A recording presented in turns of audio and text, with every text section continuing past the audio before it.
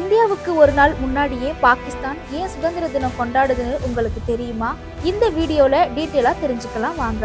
1857ஆம் ஆண்டு முதல் பிரிட்டிஷ் ஆதிக்கத்திற்கு எதிராக சுதந்திர போராட்டம் தீவிரமா நடைபெற்றுச்சு. சுதந்திர போராட்டத்துல மகாத்மா காந்தி, நேரு, ஆசாத், சுபாஷ் சந்திர போஸ் உள்ளிட்ட முக்கிய தலைவர்கள் போராடி சிறைக்கும் போனாங்க. சுதந்திர போராட்டம் தீவிரமாக நடந்ததால பிரிட்டிஷ் அரசும் இறுதியா சுதந்திரம் வழங்க முடிவு எடுத்துச்சு. அந்த நேரம் தான் ஒன்றுபட்ட இந்தியா 2 நாடுகளாக பிரியணும் கோரிக்கை எழுந்துச்சு.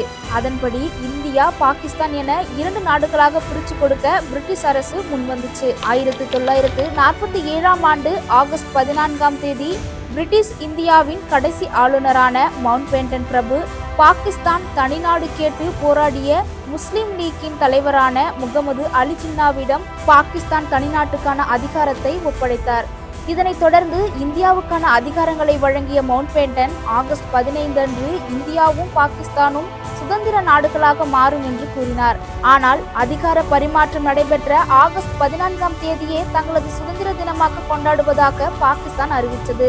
இதனைத் தொடர்ந்து ஜூன் 1948 பாகிஸ்தானின் முதல் பிரதமர் லியாகா அலி கான் தலைமையில் நடைபெற்ற அமைச்சரவை கூட்டத்தில் தனது நாடு இந்தியாவிற்கு முன்னதாகவே சுதந்திர தினத்தை கொண்டாட வேண்டும் என்று பரிந்துரைக்கப்பட்டது.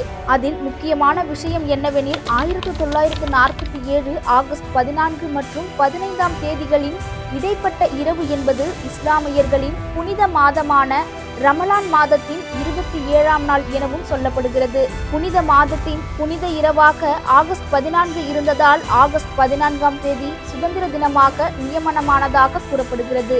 மற்றொரு காரணம், இந்தியாவின் நிலையான நேரமும் பாகிஸ்தானின் நிலையான நேரத்தை விட 30 நிமிடங்கள் முன்னதாக உள்ளது.